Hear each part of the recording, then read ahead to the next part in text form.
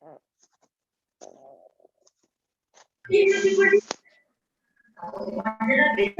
supuesto, para hablar del embarazo, eso no voy a poner.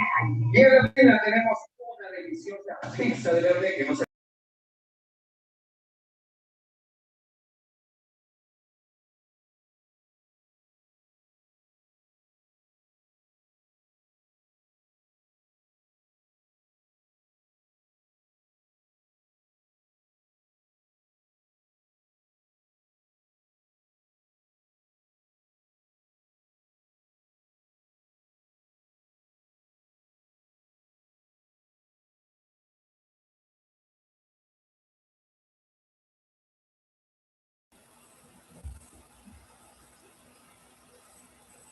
Hola, buenas noches, bienvenidas, bienvenidos al Ateneo de esta noche.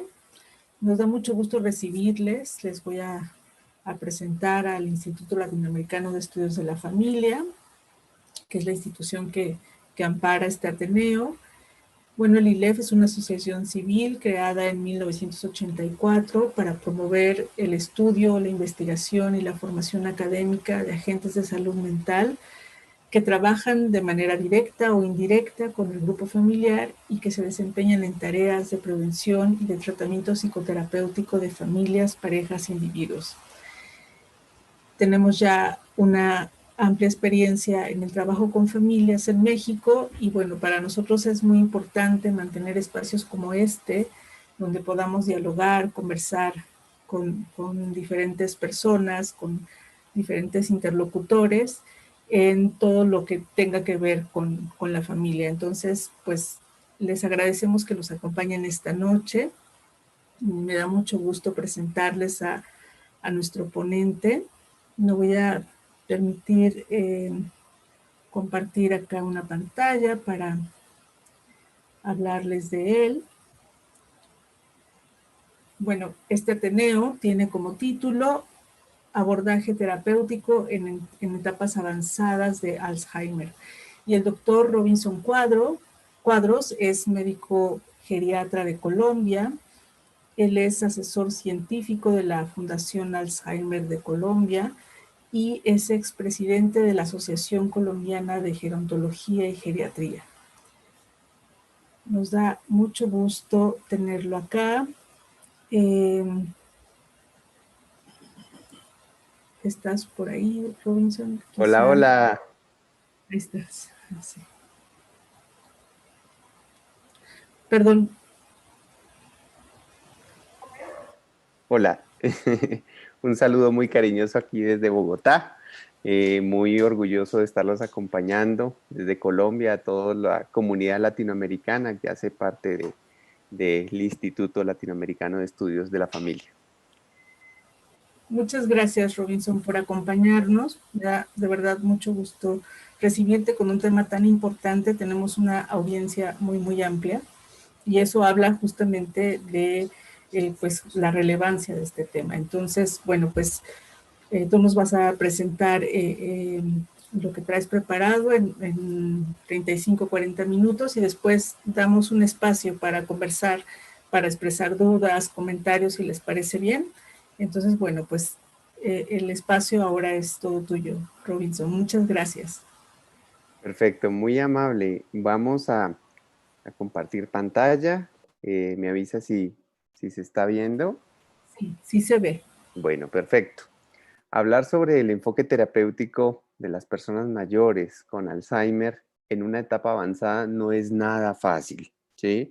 Esto genera unos retos para la familia, para la sociedad en general, y lo que les traigo acá es un poco unas reflexiones en este caminar donde la vida me ha llevado a acompañar a muchas familias y a las personas mayores que tienen pues un diagnóstico complejo como un trastorno neurocognitivo mayor tipo pues Alzheimer.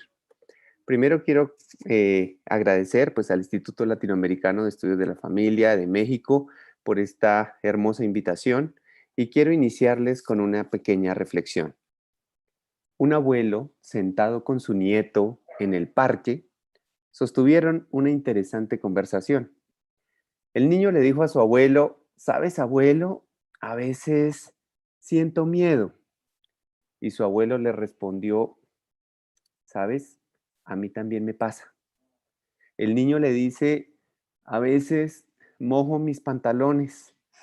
Y el abuelo le responde, a mí también me pasa a veces. Lo peor, dice el niño, es que siento que los adultos no me comprenden. Y su abuelo, abrazándolo, le dice, entiendo perfectamente lo que te pasa. Esta pequeña reflexión nos hace pensar sobre la empatía generacional. Es muy curioso que cuando hablamos de familia, pensamos en una familia tradicional y no miramos otras tipologías de familia. Y casi siempre excluimos a las personas mayores que hacen parte de nuestras familias. Cómo los lazos se van rompiendo en la medida en que envejecemos, en la medida en que nos hacemos invisibles para nuestros hijos, para nuestros nietos, cuando ellos crecen, y cómo el lenguaje emocional se va perdiendo. Y aquí, digamos, quiero generar un gran llamado de atención al lenguaje emocional, del cual vamos a hablar a lo largo de esta charla. Pues muy bien, digamos, todos sabemos que dentro del proceso de envejecimiento no es normal perder la memoria, ¿sí? Eso de que se le olvidan las cosas por culpa de la vejez, eso es totalmente falso. Pero hay factores que pueden afectar la estructura y la función del cerebro al final de la vida o en la etapa de la vejez. Y esto lo hablo no solo por nuestros padres y nuestros abuelos, sino también pues por nosotros mismos que estamos en este proceso de envejecimiento. Miren ustedes cómo se puede presentar enfermedad microvascular a nivel cerebral cuando yo no controlo muy bien mi tensión arterial, mi colesterol, cuando soy sedentario, el mismo tabaquismo, ¿sí? Las enfermedades respiratorias, las enfermedades crónicas como tal, pueden generar alteraciones microvasculares.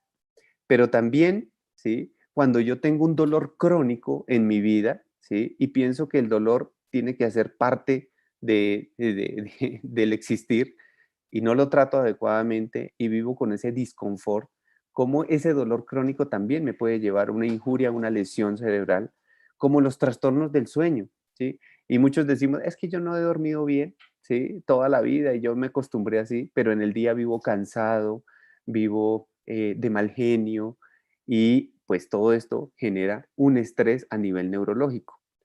El exceso de medicamentos, y esto a veces culturalmente decimos, a mi papá, a mi mamá, lo ven 8 especialistas, ¿sí?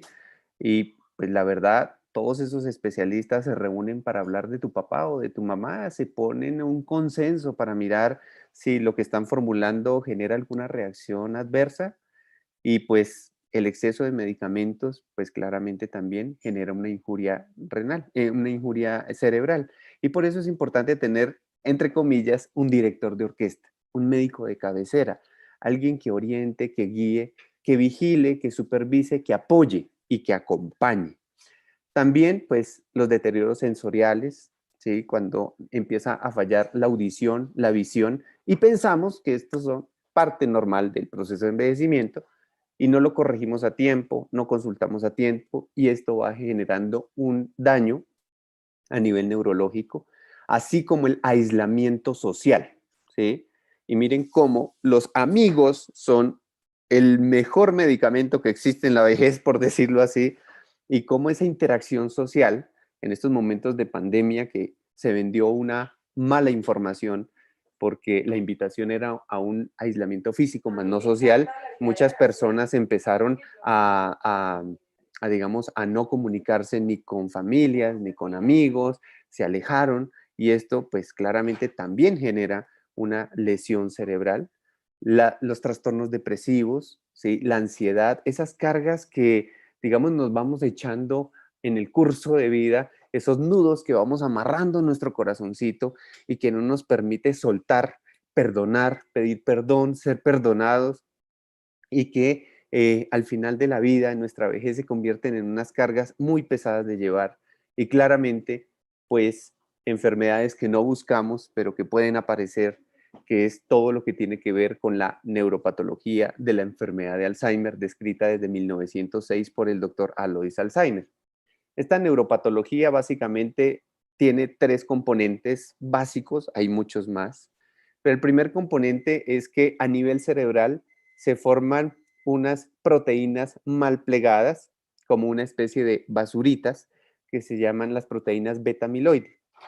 Estas proteínas, digamos, no dejan que se comunique una neurona con la otra, porque además de eso, a nivel intracelular, dentro de la neurona, se forman unos ovillos, unas marañas neurofibrilares de proteínas tau, que son las que estabilizan las membranas de la neurona, ¿sí? Haciendo que esta neurona muera y genera un componente inflamatorio a nivel cerebral. Si ustedes ven, si estos son los 3 grandes componentes de la enfermedad, por eso es tan difícil encontrar un medicamento o que mejore una cosa o que mejore la otra o que mejore el tercer componente. Y por eso hasta ahora no hay medicamentos que prevengan la enfermedad, no hay medicamentos que detengan la enfermedad o que curen la enfermedad. Esperamos que hacia el 2022 salgan resultados de algunos medicamentos que tienden a cambiar el curso de la enfermedad de manera pues un poquito más efectiva que los que actualmente se utilizan, que son el donepezilo, la ribastigmina, la galantamina y la memantina, que digamos, por decirlo así, enlentecen el proceso de la enfermedad. Entonces, si comprendemos lo que está pasando en el cerebro, ¿sí? Cuando la torre de control tiene una injuria, se expresa. ¿Y cómo se expresa?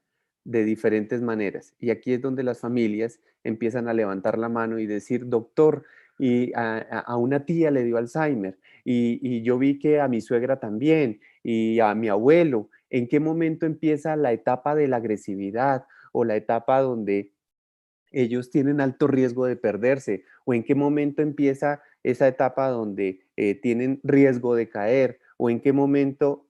Y empiezan un sinnúmero de angustias y enfermedades. Y hoy que nos acompañan varios miembros de asociaciones de Alzheimer, de familiares de Latinoamérica, ellos saben que estas fundaciones y estas asociaciones se crearon precisamente para apoyar y acompañar a las familias.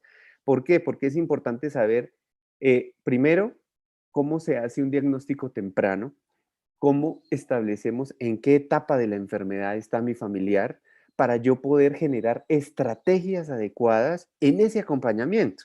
Entonces vemos que lamentablemente cuando se altera la memoria a corto plazo, que es, digamos, lo más característico de la enfermedad de Alzheimer, ¿sí? También hay una alteración de las habilidades visoespaciales, del lenguaje, de la coordinación motora o de las praxias, como se llaman, de las funciones ejecutivas, de la personalidad y que pueden aparecer algunos síntomas psiquiátricos. Por lo tanto, si ustedes ven este cuadro, comprendemos que la enfermedad es una enfermedad neurológica, no psiquiátrica como tal. Por eso ese término de demencia senil, pues verdaderamente está mal utilizado. En la literatura se sigue utilizando el término de demencia tipo, ¿sí? Porque hay diferentes, además del Alzheimer, existen otras, frontotemporal, por cuerpos de Lewy, asociada a la enfermedad de Parkinson, ¿sí? Pero, digamos, el término que mejor acoge lo que está pasando a nivel cerebral sería trastorno neurocognitivo mayor. Entonces vemos que dependiendo del estadio en que se encuentre mi familiar, yo puedo, digamos, generar estrategias para protegerlo, no para sobreprotegerlo y anularlo, porque este es un error que casi siempre como hijos, ¿sí? O cuidadores hacemos sin querer queriendo, como dicen mis amigos mexicanos.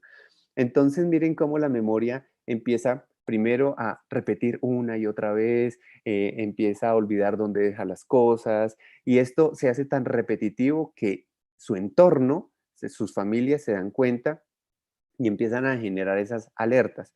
Pero ya esto empieza a tener alteraciones en copiar expresiones, en hacer construcciones complejas como pintar un reloj, ¿sí? Alteraciones como encontrar rápidamente el nombre de las cosas, empiezan a repetir una y otra vez la misma idea, la misma historia.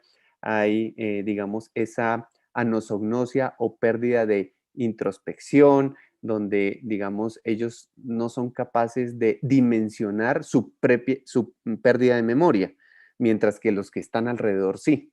Y ahí se genera unas tensiones familiares muy fuertes porque uno como hijo quiere corregirlos. No, mamá, así no es. Recuerda que el médico te dijo, y uno quiere entrar en un lenguaje racional donde quiere uno volverlos a la realidad. Y ellos se sienten confrontados porque se sienten torpes, se sienten frustrados de no poder hacer las cosas, de que no les fluyan las cosas rápidamente y empiezan a tener trastornos de ansiedad, trastornos depresivos, apatía, se aíslan, ¿sí? Empiezan muchos a tener problemas de alimentación y de sueño o ideas delirantes, ¿sí? En un estadio 2, que más o menos se da entre los 2 y los 10 años de evolución, mire que esto no es que cada etapa dure un cierto tiempo como tal, sino que esto es muy variable en cada persona. Pues ya vemos que todos estos síntomas que hablábamos al comienzo ya son mucho más recurrentes. La familia dice, definitivamente, mi mamá no es la misma de antes, aquí está pasando algo muy complejo, me estoy sintiendo muy tensionada y doctor, yo siento que esto como que se me pega porque a mí se me están olvidando las cosas, me siento angustiada, no sé qué hacer, me siento impotente y todo esto genera, digamos, una disfunción familiar que puede llevar a rupturas de lazos emocionales muy fuertes.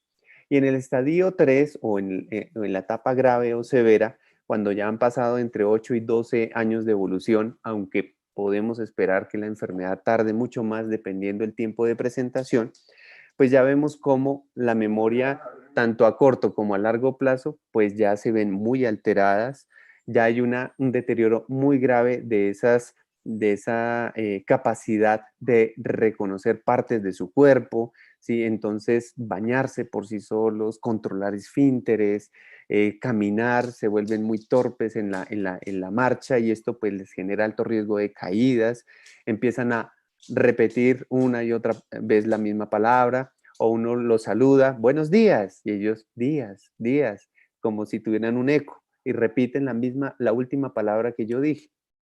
Y empezamos a ver, pues, que se les dificulta mucho ya, pues, escribir, digamos, casi se les imposibilita la expresión adecuada del lenguaje. Y aquí es donde, digamos, la familia se angustia porque dicen, doctor, ¿y esto cuánto más va a durar?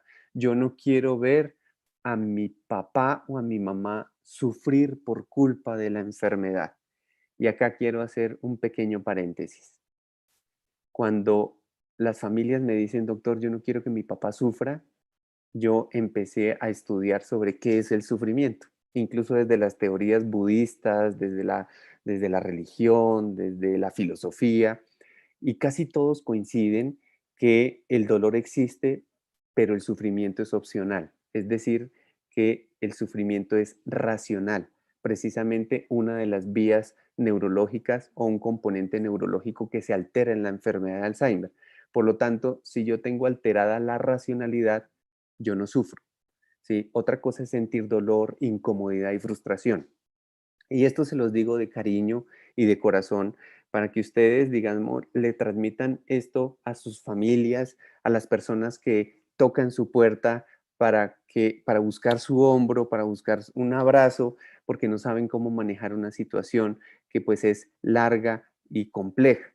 Entonces miren cómo la enfermedad de Alzheimer tiene una fase preclínica o prodrómica de casi 20 años, donde ni siquiera la persona ha expresado los primeros cambios de memoria. Y aquí es donde, digamos, se va acumulando todo ese betamiloide que yo les decía, y luego sí empieza este deterioro cognitivo que afecta pues el lenguaje, el reconocimiento y la motricidad, básicamente. Hay una línea verde ahí con una estrellita que dice el envejecimiento normal, y esto es para recalcar que a pesar que hoy en el mundo hay 50 millones de personas con trastornos neurocognitivos mayores, ¿sí? No es normal perder la memoria con los años y que tenemos que comprender cada etapa para saber cómo acompañarla. Al final de la vida, siempre me hago pues esta reflexión como Charlie Brown y Snoopy, ¿sí? Un día nos vamos a morir, Snoopy. Cierto, Charlie, pero los otros días no. Y esta enfermedad como tal nos enseña a vivir el día a día, al descubrir a nuestras personas, a nuestros familiares en lo que son, personas, ¿sí? Una vez dando una conferencia sobre Alzheimer, una religiosa, una monja, me decía, doctor, es muy curioso que nosotros los seres humanos cambiamos bendiciones por maldiciones. Y yo le decía, ¿cómo así? Explíqueme, hermanita. Y ella me decía, mire, mi mamá tiene Alzheimer y cada vez que alguien se encuentra conmigo me dice, ¿qué hubo? ¿Y cómo siguió su mamá? ¿Cómo ha estado su mamá? Y uno siempre se centra en lo negativo, ¿sí?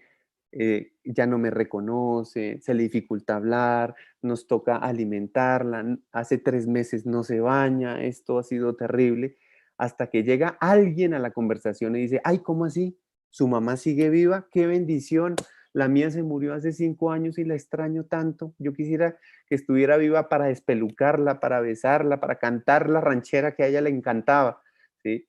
Y la hermanita me hacía caer en cuenta que nosotros por estar viviendo de la expectativa de qué va a pasar en un mes, en 6 meses, en 3 años, no vivimos el presente.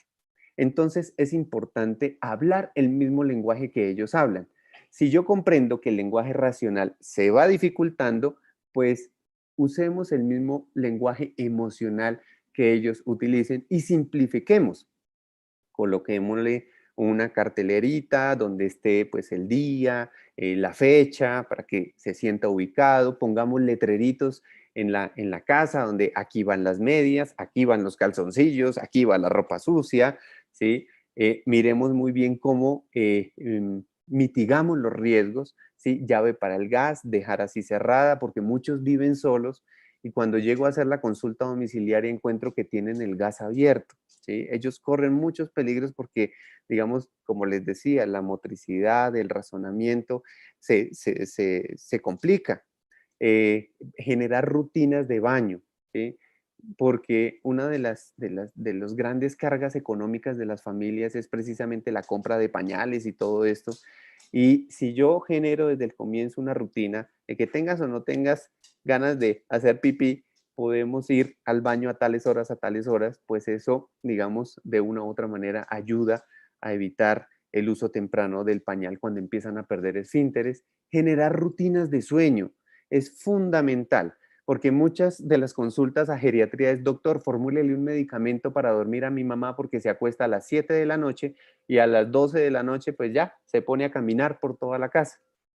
Y uno dice, mire, primero comprenda que la fisiología del sueño en la vejez es diferente, pero pues si usted la está dejando dormir de día o se acuesta tan temprano, pues seguramente pues ya cumplió su horario de sueño. Y si yo le doy un medicamento para dormir, posiblemente si tiene ganas de ir al baño en la noche, se va a levantar con el efecto del medicamento, le va a generar una caída y una fractura y eso pues claramente nos va a cambiar la calidad de vida. Hacerle unas gráficas de un menú es mucho más fácil preguntarle, ¿quieres jugo de naranja o jugo de, de piña? ¿Sí? Que decirle qué quieres de desayuno, porque eso tiene un una gran nivel de dificultad. Y jugar con ellos, jugar mucho, ¿sí? Bailar mucho, que caigan la nota cantando, ¿sí? Y puede ser desde el himno nacional, las canciones de la iglesia, lo que quieran, ¿sí? Pero conectarse desde la emoción, anticipar el riesgo.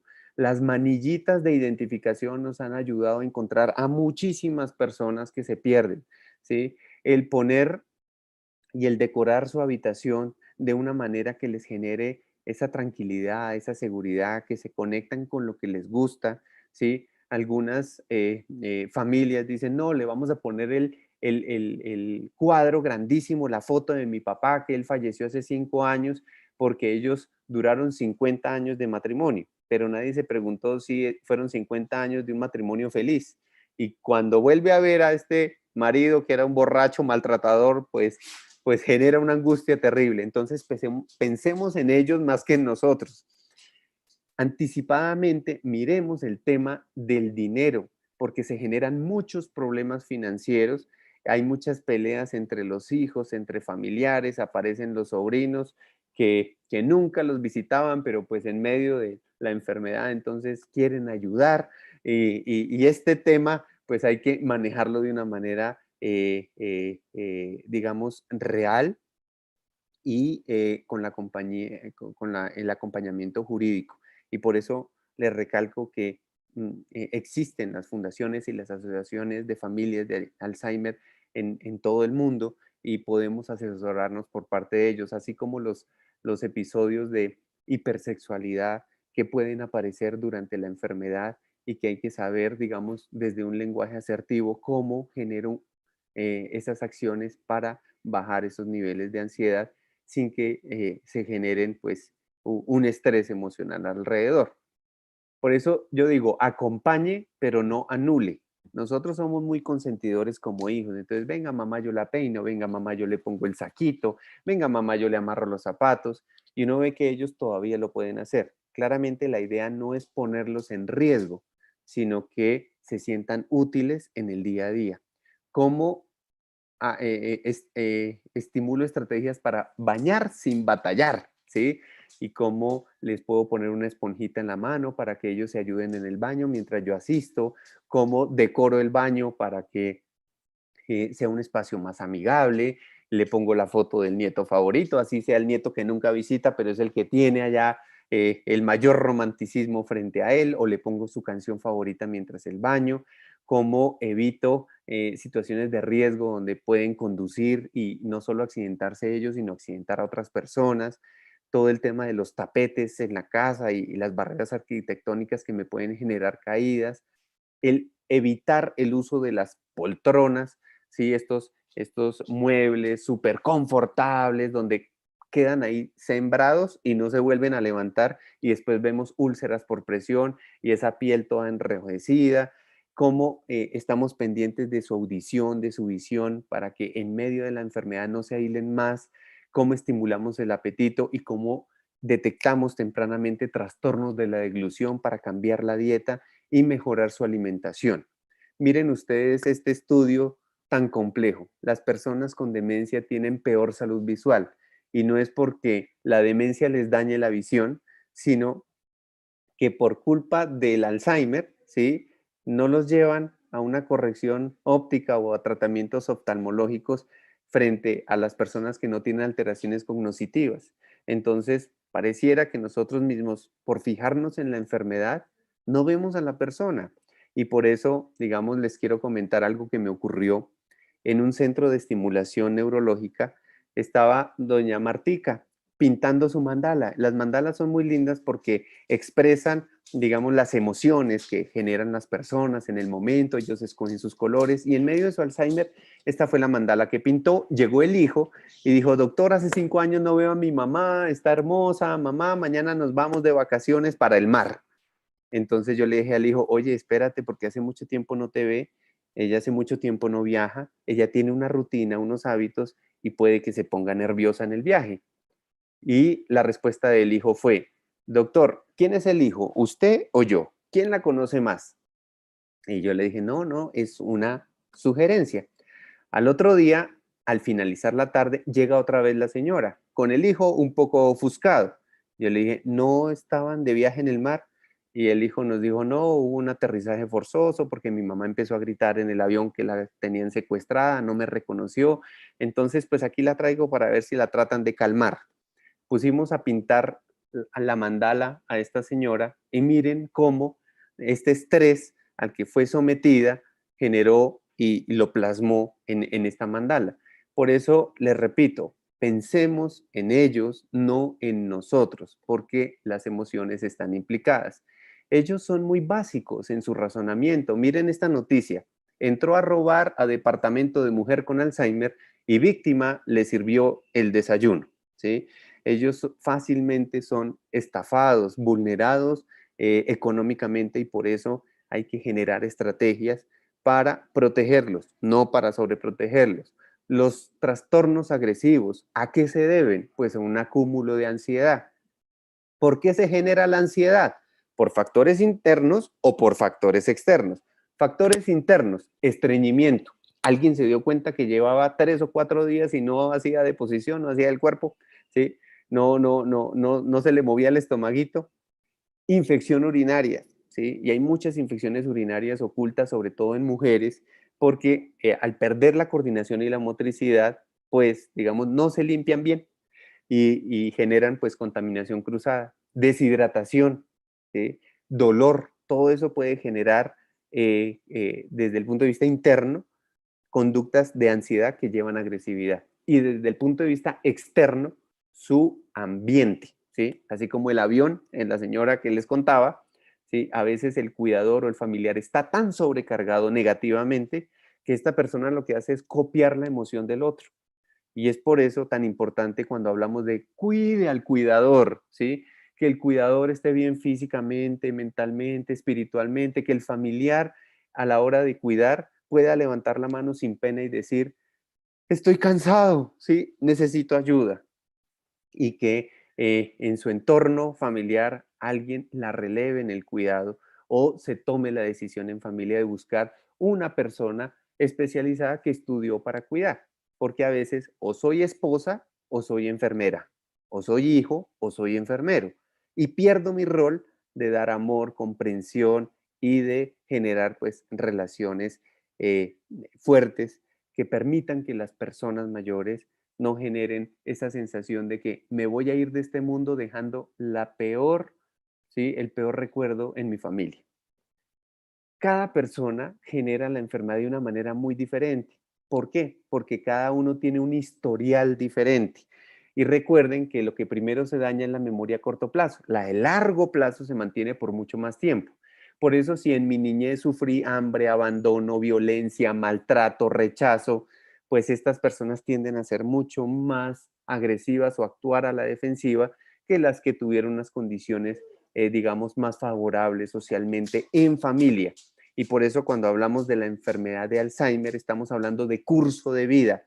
Y ya hay estudios donde muestran que una mujer embarazada que tiene un embarazo no deseado, que durante el embarazo sufre depresión, sufre emocionalmente, está malnutrida, ¿sí? Ese bebé que viene en camino tiene casi 10 veces más riesgo de generar Alzheimer en su vejez. Entonces miren cómo hablamos de una enfermedad, ¿sí? Que se va construyendo en el curso de vida, pero que aparece en la vejez. Nosotros empezamos a preguntarle a las familias, entonces, ¿qué tratamos? Tratamos los síntomas para que esté menos ansioso, la progresión de la enfermedad, la crisis, la agresividad, la psicosis, los trastornos del sueño, que se alimente mejor, que le demos algo para que no vaya a quedar en esa etapa final de la enfermedad postrado en una cama, ¿sí? O tratamos más bien al cuidador, porque si el cuidador está bien, el paciente va a estar bien, o la persona mayor con la enfermedad va a estar bien. ¿Hasta cuándo lo tratamos? ¿Sí? Y es esa pregunta que muchos hijos me dicen, doctor, yo ya estoy cansado, ¿esto cuánto va a durar? Y cada vez que me hago esa pregunta me siento que soy el peor hijo del mundo porque pareciera que le estoy deseando la muerte a mi familiar, ¿sí? Existen tratamientos no farmacológicos, claramente, pero no son tratamientos que detienen la enfermedad, sino que bajan la ansiedad y generan, digamos, un ambiente familiar mucho más afectivo y efectivo a la hora de intervenir. ¿Se puede prevenir la enfermedad? Claro que sí, ¿sí? Y en un buen porcentaje. Y eso empieza desde fortaleciendo procesos educativos en los niños, todo lo que hablábamos del embarazo, la neuroestimulación de los niños, cómo a mediana edad cuidamos la audición, evitamos la obesidad, controlamos la hipertensión, la diabetes, estas enfermedades crónicas, cómo evitamos la depresión y enseñamos en el curso de vida a expresar las emociones. Pareciera que en la medida en que nos quedamos más calladitos y sufrimos interiormente, quisiéramos al final como borrar el cassette porque tenemos tan dañado el corazón y con tantas heridas abiertas que pareciera que la enfermedad de Alzheimer se convirtiera en una enfermedad netamente emocional.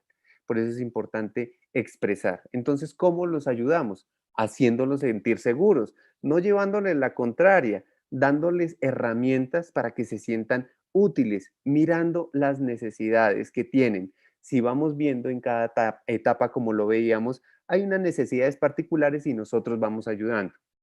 Generar sentimientos de utilidad, no de culpabilidad. Esta pobre señora la pusieron a cuidar un montonón de niños en una fiesta de Halloween y pues allá se cayó una, ¿sí? Y después la van a hacer sentir mal porque fue culpa de ella, ¿sí?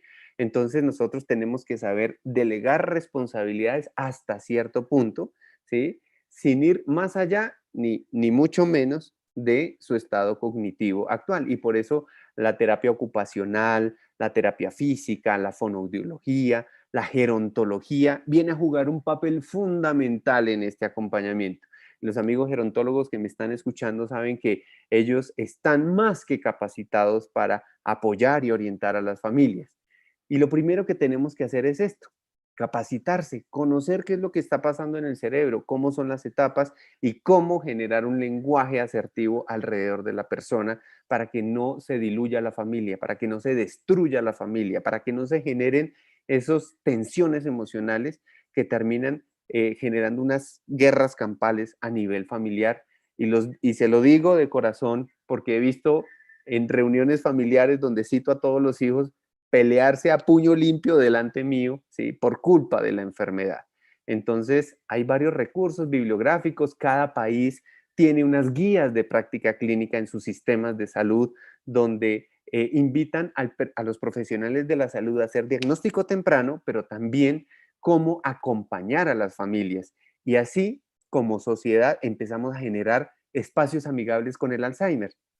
Café con Alma en Buenos Aires ganó, pues, digamos, un premio porque acoge a las familias que llevan a su familiar con Alzheimer y se reúnen y hacen, pues, estos grupos donde se desahogan y dicen, oye, ¿y tú cómo hiciste para ese tema de que se levantan en la noche y dan vueltas y dan vueltas? Y el otro familiar dice, no, pues yo ya me di cuenta que lo que buscan es la puerta y quieren salirse. Entonces yo puse un cuadro en la entrada principal y pues él simplemente se levanta, da la vuelta, no encuentra la puerta y vuelve y se acuesta y ya no le damos medicamento en la noche para dormir porque duerme tranquilo. Detalles como estos son los que encontramos cuando nos apoyamos entre familiares y empezamos a exigirle a los sistemas de salud entornos amigables, hospitales amigables como el Salpêtrière del Charles Foix de París, que tiene una unidad de geriatría hermosísima especializada en Alzheimer, donde el Museo del Louvre les transmite o les proyecta directamente desde el museo a las personas con Alzheimer todas estas pinturas que tienen y óleos hermosísimos que tienen evidencia que bajan la ansiedad, como la música, los aromas en las paredes, los colores del hospital empiezan a cambiar al caer la tarde cuando ellos tienden a estar más ansiosos, como hay un equipo terapéutico donde los hace sentir útiles y productivos y ellos no están en un hospital como tal, sino hacen parte de una familia con salas de neuroestimulación, de fotoestimulación, que esta es una técnica holandesa, las salas Snelsen, los espacios interactivos. De hecho, en este hospital grabaron una hermosa película del enamoramiento de un par de tortolitos allá en medio de sus terapias. Entonces, sí se puede, sí se puede. En la medida en que nos unimos y como sociedad y nos hacemos más humanos, no los excluimos, no los escondemos, no los apartamos, generamos decisiones claras. Al final de la vida, porque todos llegaremos al final de la vida con Alzheimer o sin Alzheimer, tenemos que ayudar a tomar decisiones, ¿sí? La decisión de vamos a alimentarlo por un tubo, ¿sí? Vamos a cortarle una pierna porque hizo una úlcera por presión que no pudimos prevenir adecuadamente porque nadie nos acompañó ni nos asesoró. Verdaderamente esta persona amerita la reanimación cardiopulmonar y ponerle las paletas, ¿cierto? Y dejarla viva, ¿en qué condiciones? Todas estas consideraciones se deben mirar, ojalá antes de la enfermedad. Y cuando yo tengo un familiar con la enfermedad, esto me hace pensar en cómo será mi vejez y qué va a pasar si yo me gano esa lotería, que aunque sabemos que no es hereditaria en el 95% de los casos, ¿sí? Cómo yo hablo del tema, de mis voluntades anticipadas, que las personas con demencia tengan la oportunidad de discutir y planificar de manera anticipada su atención. A mí me gustaría decirle a mis hijos, miren, si a mí me da Alzheimer, respeten mis creencias, ¿sí? Así ustedes no crean, pero respétenme. Y así yo ya esté muy desconectadita, entre comillas, ¿sí? Pónganme la música que me gusta, ¿sí? Bailen conmigo, despelúquenme, bésenme, denme el helado de coco, que es el que más me gusta, déjenme tomar un vinito los viernes. Ese tipo de cosas deberíamos hablarlo, ¿sí? Hijos, yo no quiero ser una carga para ustedes. Si yo tengo comportamientos muy complejos y estoy muy difícil de manejar, hay viviendas asistidas, centros geriátricos muy lindos, con unas enfermeras bien chuscas, bien bonitas, entonces llévenme allá. Y por mí no hay ningún problema, ¿sí? Pero eso sí, que no tenga dolor, que tenga un envejecimiento digno y que ustedes me vayan a visitar, no me vayan a dejar allá abandonada.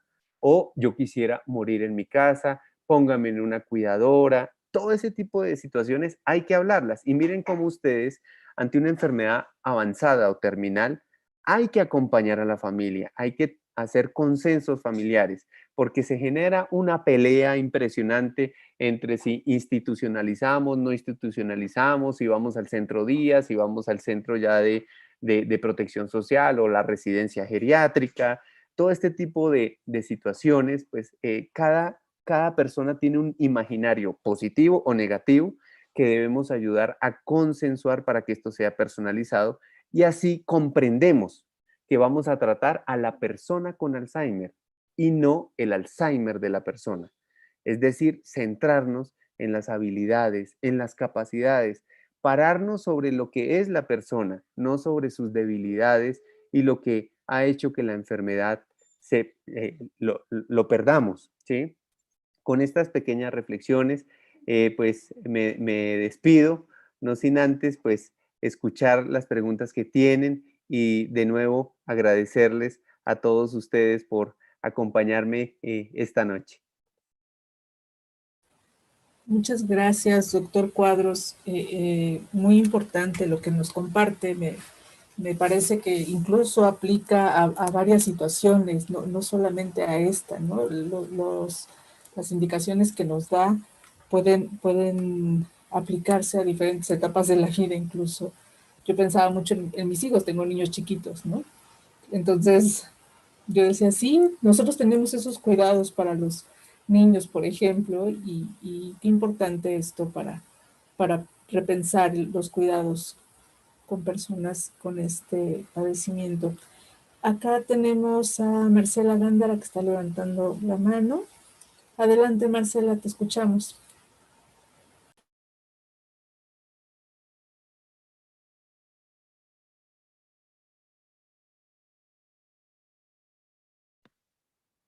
Muchas gracias, Sara. Es que no tenía permitido reiniciar el audio. Gracias.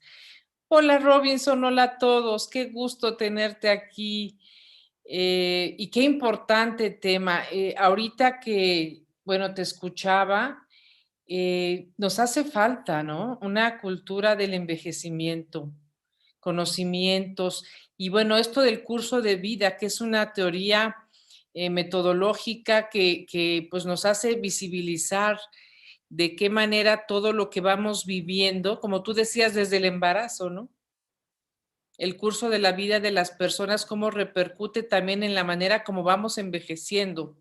Entonces, y sí, el acompañamiento que decías para las familias tan importante cuando alguno de sus miembros padece la enfermedad de Alzheimer o cualquier otra demencia, ¿no?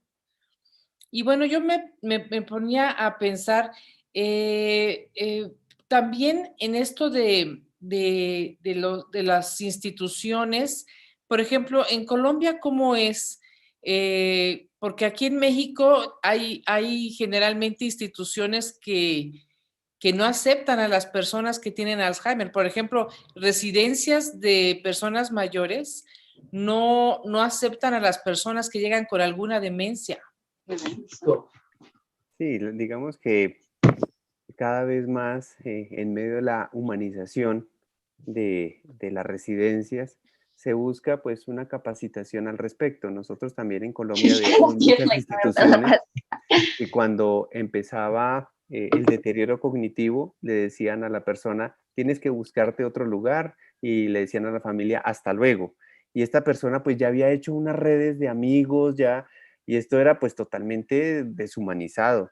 Entonces pues ya cada vez más es más exótico ese modelo y más bien se ha generado pues un reto a nivel social y comunitario de que estas residencias pues no piensen solo en tener a la persona mayor ideal, sino que puedan contar con un personal especializado, generen, digamos, una infraestructura mucho más humanizada, más amigable con las demencias, como lo decíamos, y esto pues ha generado pues nuevos retos a nivel arquitectónico, a nivel de salud pública, y esto nos hace pues también más humanos como tal. Claro, sí, porque llega un momento, y es lo que yo me ponía a pensar, llega un momento en que algunas personas con Alzheimer pues no pueden ser atendidas por los familiares porque simplemente porque no pueden con eso, ¿no?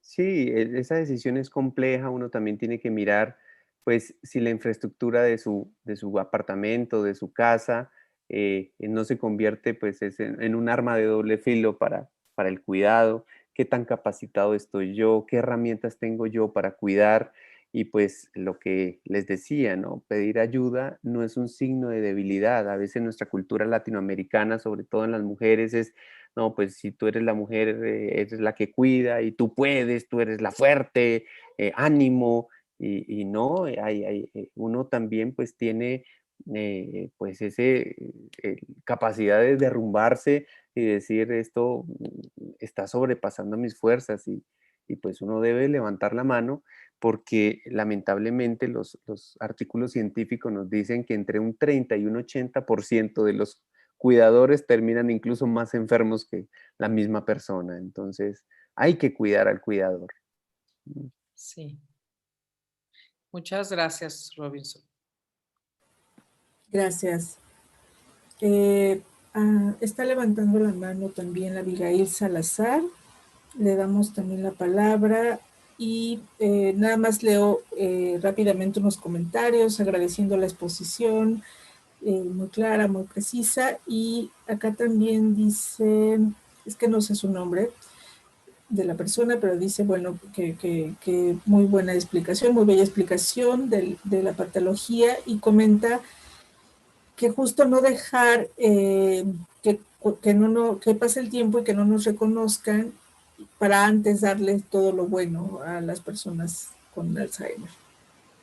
Y si No, quieren ya... y mira que así cuando ellos no nos reconozcan, si ellos no saben quiénes somos nosotros, lo importante es que nosotros no olvidemos quiénes son ellos, ¿sí? Eso es fundamental. Muy bien, y que se los recordemos constantemente con este reforzamiento. Muy bien. Abigail, ¿te escuchamos? Abigail Salazar. Sí, hola, buenas noches. Mi pregunta es respecto a lo que comentó sobre la voluntad anticipada, pues eso lo hacen cuando tienen un estado lúcido. Sin embargo, pues conforme avanza su enfermedad, ¿qué pasa si cambia de opinión? Ahí, ¿qué se puede hacer? Es complicadísimo. Por eso, digamos, lo ideal de la voluntad anticipada es hacerlos nosotros, ¿sí? Desde ya, hablarlo, sin miedo. Todo el tema de donación de órganos, que a veces tenemos un montón de imaginarios ahí como raros. Siempre pensar en que nosotros podemos ser solidarios incluso después de la muerte. Pero ayudar a evitar esos conflictos familiares es fundamental. Lamentablemente, la mayoría de personas con Alzheimer no tuvieron la posibilidad de hablar o de tener esta conversación de voluntades anticipadas y pues los hijos somos los que terminamos decidiendo por ellos. Y ahí es donde empiezan las tensiones familiares y los problemas. Las voluntades anticipadas tienen puntos de inflexión, ¿sí? Que es donde yo digo, voy a cambiar esta voluntad por esta otra. ¿Sí? Pero lo importante es tener claro el horizonte, ¿sí? Las otras son arandelitas, pero el horizonte. Y cuando la persona ya no puede tomar decisiones, tenemos que acompañar a la familia. Siempre habrá alguno que no está de acuerdo, siempre habrá alguno que dirá, si ustedes quieren matar a mi mamá, tomen esa decisión, pero yo quedo con mi mente tranquila y hace que en lugar de generar una relación asertiva se convierta en un conflicto.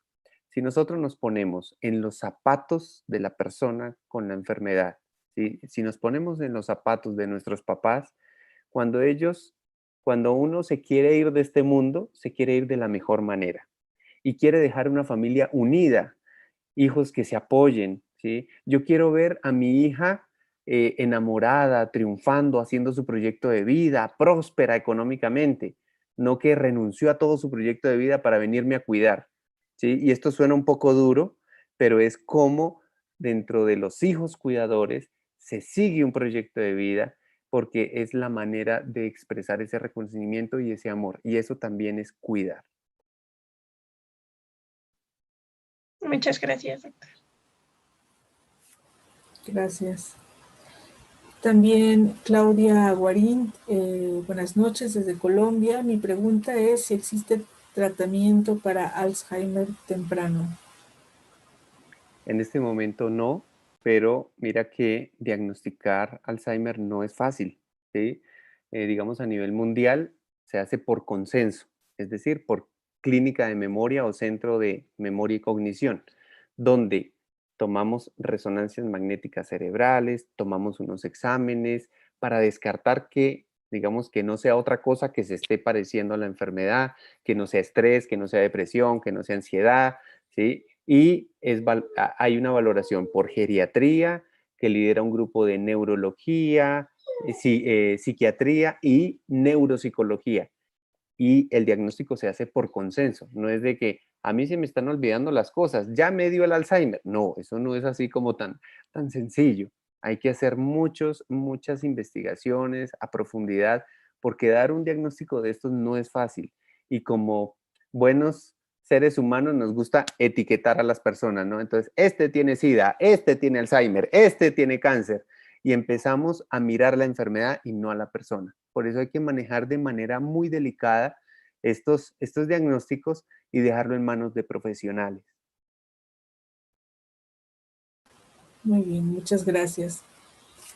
Cecilia Caviativa nos dice, doctor, regálenos bibliografía de terapias no medicadas para Alzheimer para mayor información. Sí, yo también le quería comentar que sería bueno, porque en una parte de la presentación menciona la importancia de informarse, ¿no? de documentarse, entonces quizá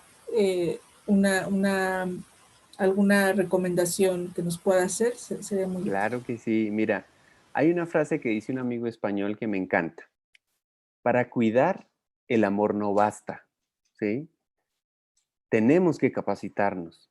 Y dentro de esta capacitación, pues es conocer qué es lo que está pasando en el cerebro, cuáles son la farmacología que hay actualmente, pero qué existe a nivel no farmacológico. Y aquí las fundaciones de Alzheimer te van a enseñar que hay terapia de reminiscencias, hay terapia con música, la musicoterapia, hay todas estas terapias de estimulación multisensorial, incluso hay terapia con muñecas, con animales, que bajan mucho la ansiedad, hacen que la persona se conecte, hacen que la persona vibre en la misma sintonía emocional de su entorno y que lo reconozcamos como personas. Muchas gracias. Hay 3 personas con la mano levantada: Alma Rosa, Eduardo Moncada, Mauricio Álvarez. Empezamos con Alma, supongo que en ese orden. Te escuchamos, Alma.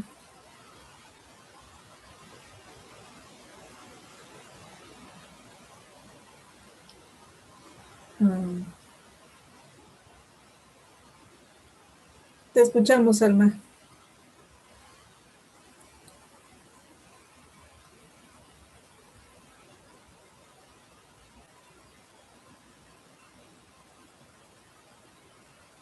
Pues sí, ya había terminado. Hubo un momento en que yo registré acá en México el tema de las casas de retiro y de hecho, bueno, con un tema familiar, alguna vez que estuvimos haciendo un recorrido, investigando cuál podía ser la mejor opción para un familiar, pues nos dábamos cuenta que estos sitios, algunos eran pues muy lamentables, ¿no?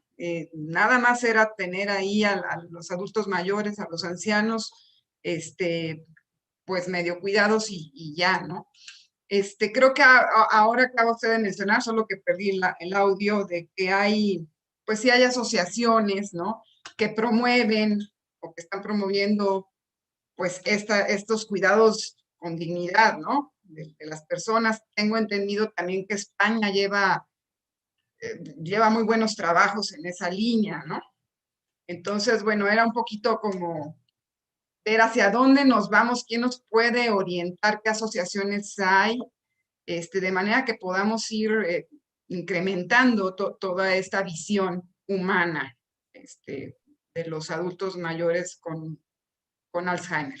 Gracias. Así es, Alma Rosa.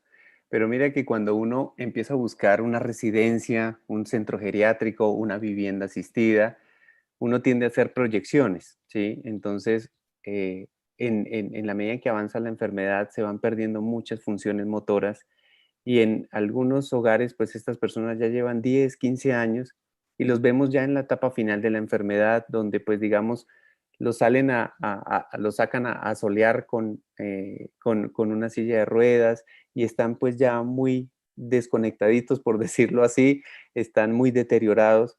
Y uno, pues, que está buscando un hogar geriátrico para su papá que todavía camina, pues uno hace como una resonancia emocional, se llama eso, y uno dice, yo no quiero ver a mi papá así.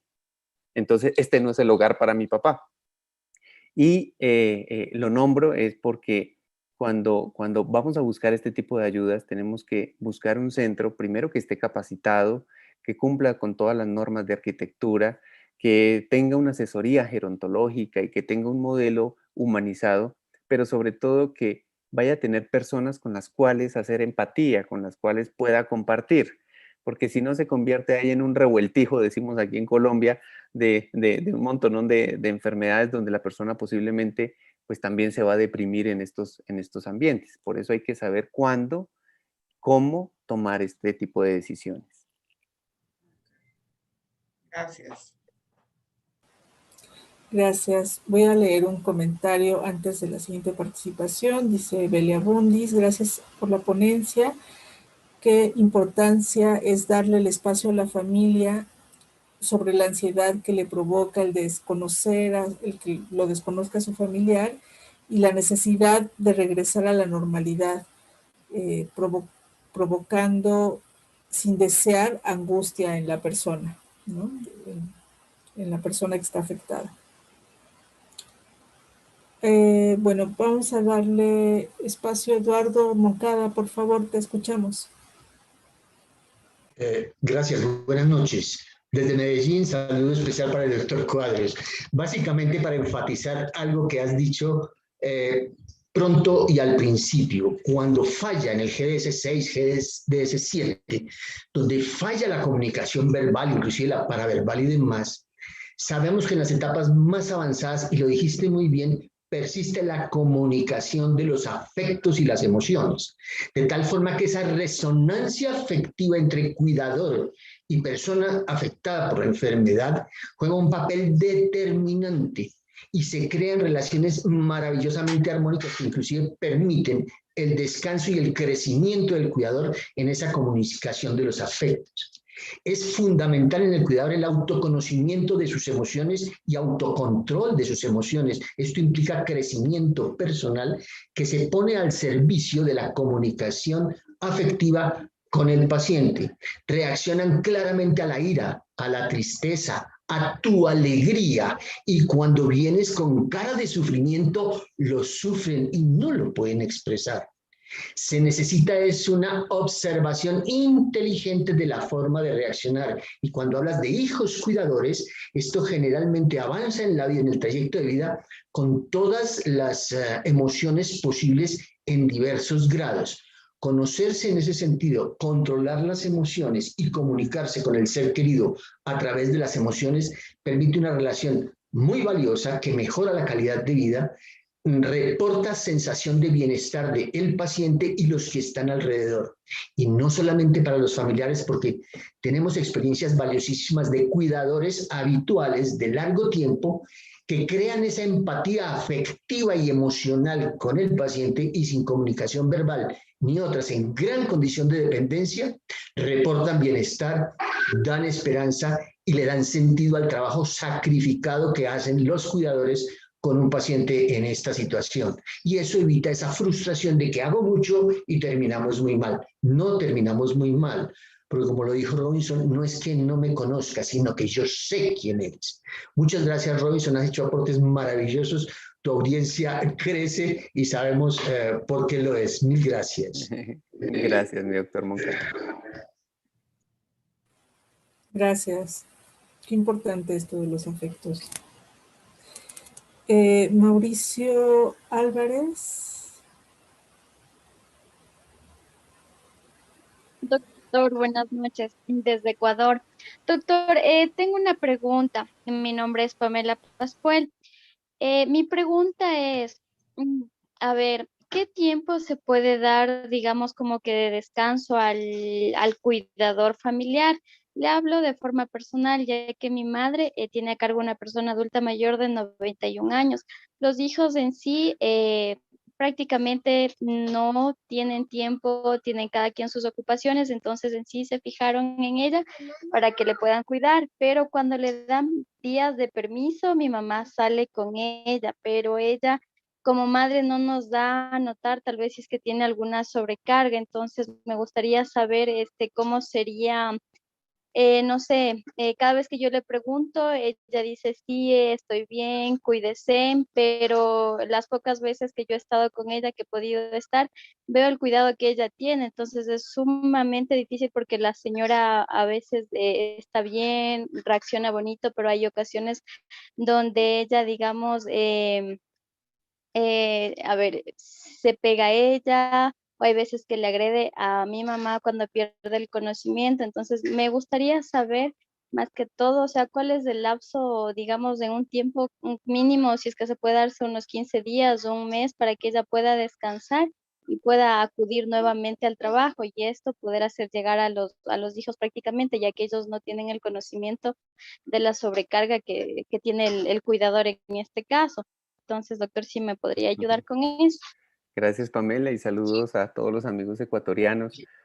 Mira, uno dice que todos los días, dentro del día, las personas cuidadoras deberían tener unas horas de descanso, de relevo, pero la realidad en Latinoamérica es que los cuidadores familiares están 24/24, 7 días a la semana y no hay quien los reemplace. Y uno tiene, digamos, como familiar, como tú lo expresas, identificar aquellos factores que indican esas alertas de sobrecarga en el cuidado. Una de las alertas es, primero, no tengo quien me reemplace, entonces pues yo me aguanto, ¿sí?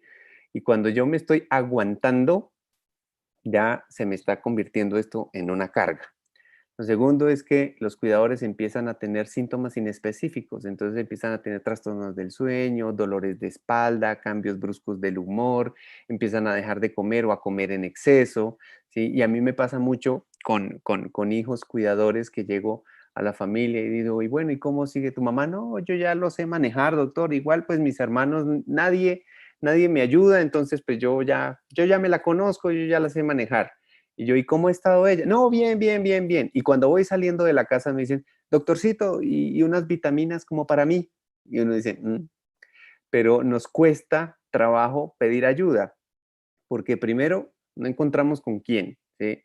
Y lo segundo, como sociedad y como comunidad, no sabemos reclamarle al Estado, ¿sí?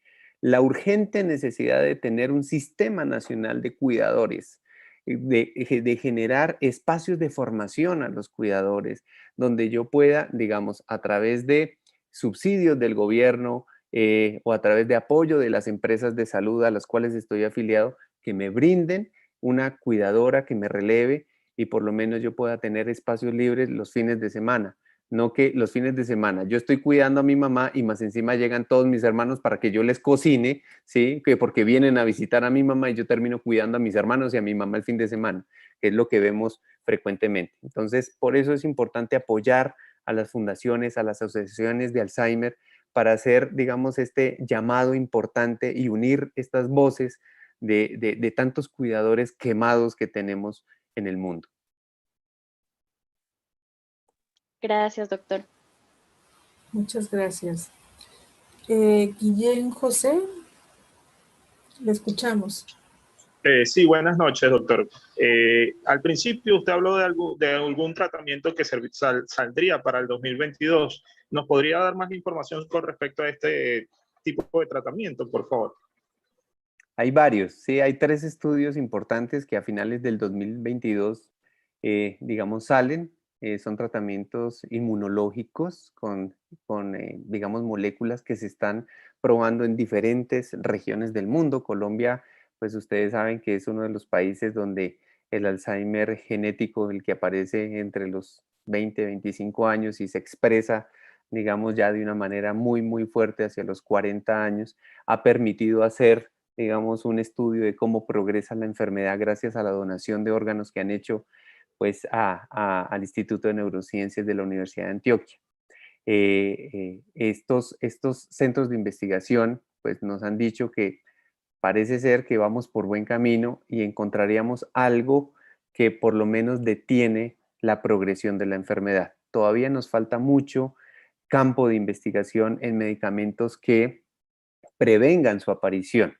Y pues se habla desde manipulación genética en adelante, pero pues digamos, esto es un campo que todavía le falta mucho por explorar. Cada vez encontramos más vías neurológicas, más receptores, más proteínas que se pueden intervenir.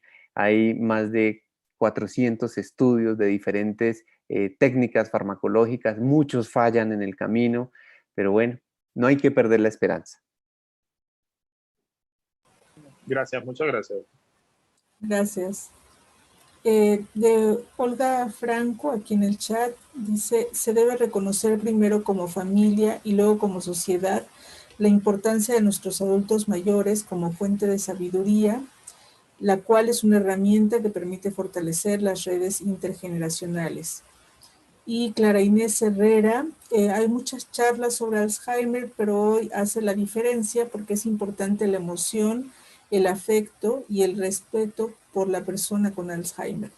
Todos somos seres humanos y nuestro ser querido y pacientes con Alzheimer también son seres con emociones.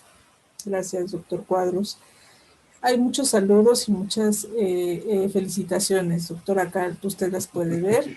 Muchas gracias. Mira que hay una reflexión linda que cuando hablamos de las personas mayores, siempre pensamos en lo que aportaron a la sociedad y pareciera que nos enfocamos solo en su pasado y pareciera que son importantes solo por su pasado, no por su presente. Y las personas con Alzheimer también tienen presente, ¿sí? Y en estos momentos, sin importar la etapa de la enfermedad, ellos también nos aportan a nosotros, pero todo depende de la apertura emocional y de la apertura de nuestro corazón y de nuestro entendimiento de todo lo que ellos nos están comunicando, ¿sí? Y es por eso importante valorarlos en su presente también. Claro, muy bien. Nos preguntan si usted puede compartir su presentación. Claro, con todo gusto. Sarita, ahorita te la envío a tu correo para que la puedas enviar. Igual creo que queda grabada en YouTube, ¿no? Sí, le puse acá el link porque ya preguntaron eso también. Le damos paso a Guadalupe Galván y usted nos dice, doctor, también hasta dónde llegamos con las participaciones, con toda confianza. Adelante, Guadalupe Galván. ¿Qué tal? Buenas noches. Pues mire, más que otra cosa, me gustaría antes agradecerle esta fluidez, esta empatía, esta calidez con la que nos ha dado esta presentación, porque yo la verdad es que muy ajena a todo este ambiente médico, a todos estos términos que se manejan, pero sí muy familiar al tener un paciente con esta enfermedad, pues me siento muy, muy acogida con su presentación, con esta calidez con la que nos ha hablado. Y voy a tratar de terminar mi comentario sin explotar emocionalmente.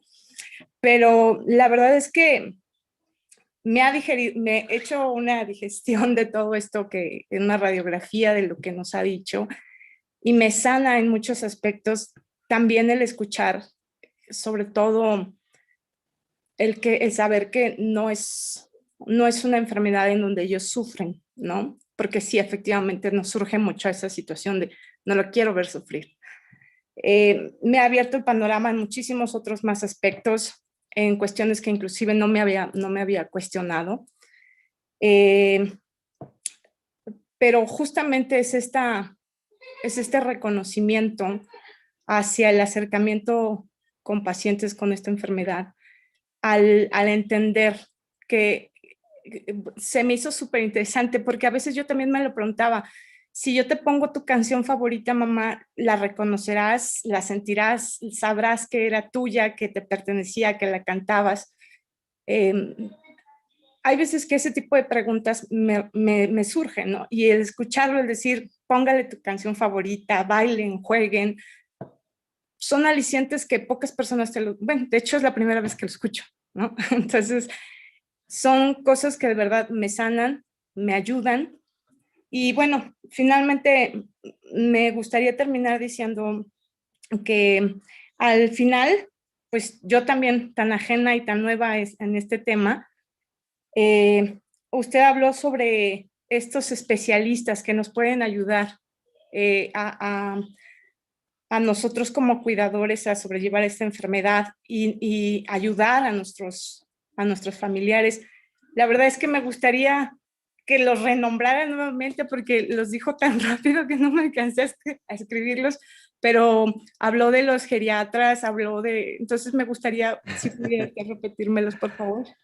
Gracias, Guadalupe, por tu intervención. Quiero que sepas que no estás sola, ¿sí? Aquí todos hacemos parte de una misma red de amigos que nos apoyamos, porque de una u otra manera tenemos un familiar, un amigo, o en mi caso, pues muchos pacientes con la enfermedad. Entonces, pues hacemos parte de una red, ¿sí? Una red donde estamos los médicos geriatras, están los gerontólogos, que son estos profesionales especialistas en la vejez y que integran muchas otras disciplinas pues, para el bienestar de las personas mayores. Están los terapeutas ocupacionales que ayudan a generar esas rutinas para que la persona se sienta activa, útil. Los fisioterapeutas para mantener la coordinación motora, para evitar retracciones, caídas. Están los fonoaudiólogos que ayudan pues en todos los temas de deglución, de producción del lenguaje o terapeutas del lenguaje, como se llaman. Están los psicólogos, los trabajadores sociales. O sea, hay una red grande que cada vez crece más porque pues como te decía, 50 millones de personas en el mundo hoy tienen un trastorno neurocognitivo mayor. Entonces se hace necesario y urgente que como sociedad aprendamos, nos complementemos, ¿sí?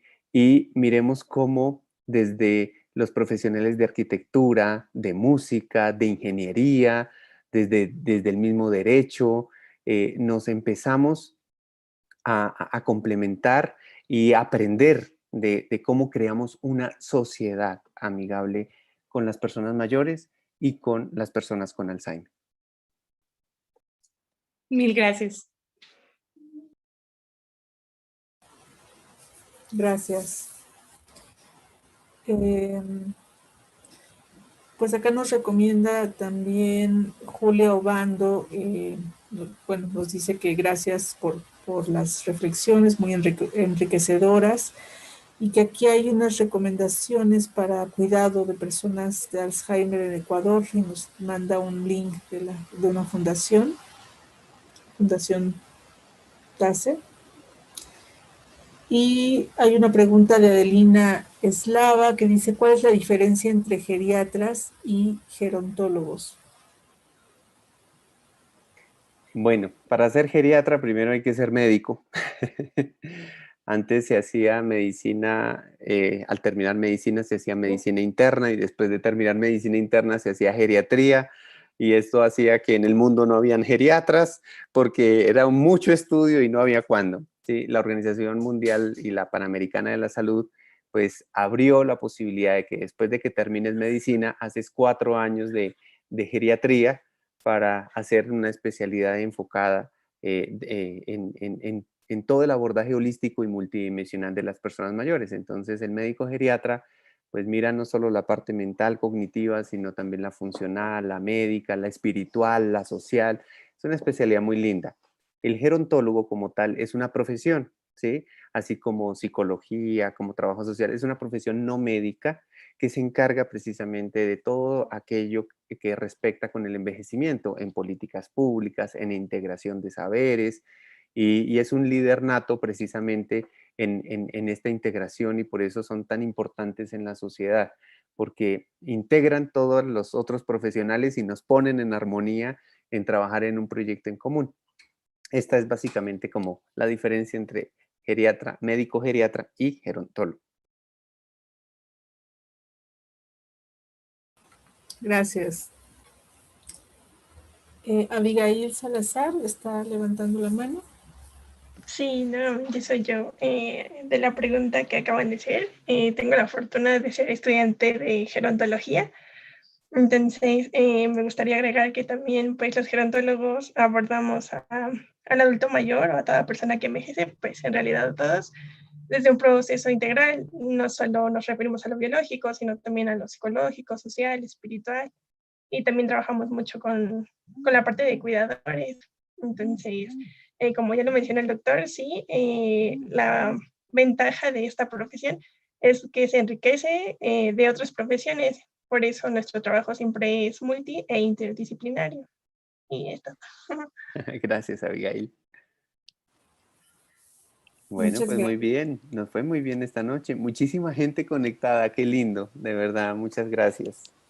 Muchas gracias, sí, muchas gracias a todos y a todas. Muchas gracias, doctor Cuadros. ILEF es su casa, bienvenido. Y será de muy buen gusto, de mucho agrado volverlo a tener con nosotros. Muy gentiles. Un abrazo para todos, cuídense mucho y que pasen una feliz noche. Igualmente, buenas noches. Vale.